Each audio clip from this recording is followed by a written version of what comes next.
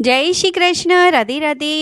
श्री कृष्ण गोविंद हरि मुरारे हे नाथ नारायण वासुदेवाय। मित्रों, આજથી વૈશાખ માસ શરૂ થઈ ગયું છે, તો આજથી આપણે વૈશાખ માસ મહાત્મય કરીશું, જે સ્કંદ પુરાણમાં વર્ણિત છે। આજથી રોજ આ કથાનું આપણે શ્રવણ કરીશું। જો તમે ચેનલ પર નવા હોય તો આ ચેનલને સબસ્ક્રાઈબ કરી દેજો, જેથી તમને રોજ વિડીયોની માહિતી, આ કથાનું રસપાન મળતું રહે। વૈશાખ માસ મહાત્મય ભાગ પહેલો। વૈશાખ માસની શ્રેષ્ઠતા, તેમાં જળ, પંખો, છત્ર, પાદુકા અને અન્ય વગેરે દાનોનો મહિમા। ભગવાન નારાયણ નરશ્રેષ્ઠ નર, દેવી સરસ્વતી તથા મહર્ષિ વેદવ્યાસને નમસ્કાર કરીને ભગવાનની વિજય કથાથી પરિપૂર્ણ ઇતિહાસ, પુરાણ વગેરેનો પાઠ કરવો જોઈએ। સૂતજી કહે છે, રાજા અબરીક્ષે પરમેષ્ઠી બ્રહ્માના પુત્ર દેવર્ષિ નારદને પુણ્યમય વૈશાખ માસનું મહાત્મય આ પ્રમાણે પૂછ્યું। હે બ્રહ્મણ, મેં તમારી પાસેથી બધા મહિમાનું મહાત્મય સાંભળ્યું। તે સમયે તમે એવું કહ્યું હતું કે બધા મહિનાઓમાં વૈશાખ માસ શ્રેષ્ઠ છે। તેથી એ જણાવવાની કૃપા કરો કે વૈશાખ માસ ભગવાનને શા માટે પ્રિય છે, અને તે સમયે કયા કયા ધર્મનું આચરણ ભગવાન વિષ્ણુને માટે પ્રીતિકારક છે। નારદજીએ કહ્યું, વૈશાખ માસને બ્રહ્માજીએ બધાથી શ્રેષ્ઠ સિદ્ધ કર્યો છે। તે માતાની જેમ બધા જીવોને અભિષ્ટ વસ્તુ આપનાર છે। ધર્મ, યજ્ઞ, ક્રિયા અને તપસ્યાનો સાર છે। સંપૂર્ણ દેવતાઓ દ્વારા પૂજિત છે।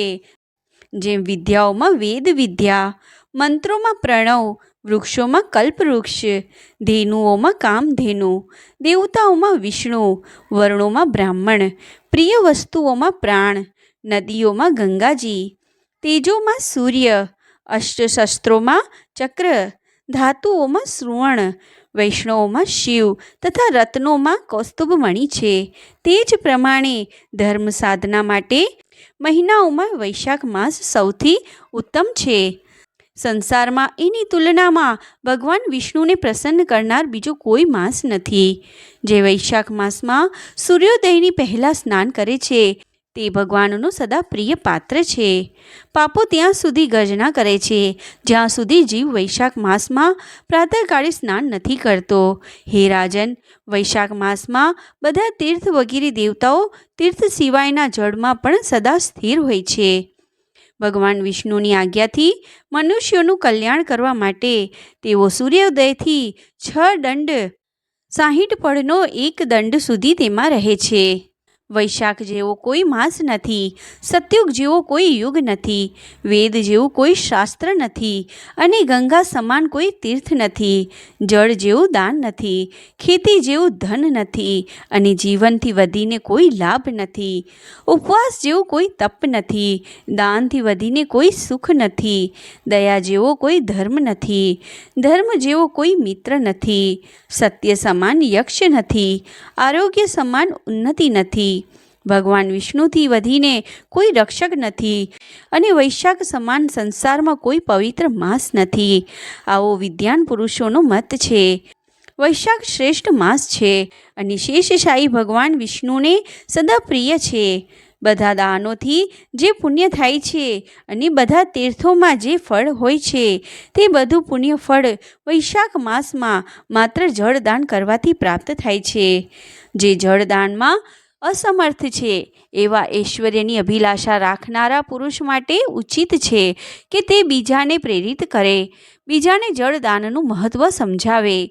આ બધા દાનોથી ઉત્તમ અને હિતકારી છે જે મનુષ્ય રસ્તા પર યાત્રીઓ માટે પરબ બેસાડે છે, તે વિષ્ણુ લોકમાં પ્રતિષ્ઠ થાય છે।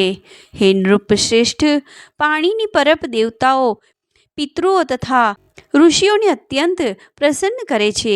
જેણે પરબ દ્વારા રસ્તાના તૃષિત લોકોને સંતુષ્ટ કર્યા, તેણે બ્રહ્મા, વિષ્ણુ અને શિવ વગેરે દેવતાઓને સંતુષ્ટ કરી લીધા છે। હે રાજન, વૈશાખ માસમાં જળની ઈચ્છા રાખનારને જળ, છાયા ઈચ્છનારને છત્રી, અને પંખાની ઈચ્છા રાખનારને પંખો આપવો જોઈએ। હે રાજેન્દ્ર, તૃષાથી પીડિત મનુષ્યોને શીતળ જળ આપવા માત્રથી 10,000 રાજસૂય યજ્ઞોનું ફળ પ્રાપ્ત થાય છે. ગરમી અને પરિશ્રમથી પીડિત બ્રાહ્મણને જે પંખાથી હવા કરે છે તે તેટલા માત્રથી વિષપાન થઈને ભગવાનનો પાર્ષદ થઈ જાય છે. જે રસ્તાના થાકેલા શ્રેષ્ઠ દ્વિજને વસ્ત્રથી પણ હવા કરે છે તે તેટલા માત્રથી મુક્ત થઈને ભગવાન વિષ્ણુનું સાયુજ્ય પ્રાપ્ત કરે છે.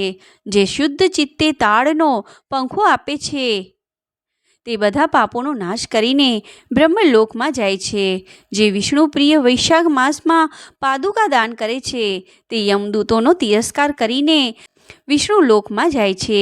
જે રસ્તામાં મુસાફરો માટે વિશ્રામ સ્થાન બનાવડાવે છે તેના પુણ્યોના ફળનું વર્ણન થઈ શકે એમ નથી. મધ્યાહનમાં આવેલા બ્રાહ્મણોને જો કોઈ ભોજન આપે તો તેના પુણ્યનો અંત નથી.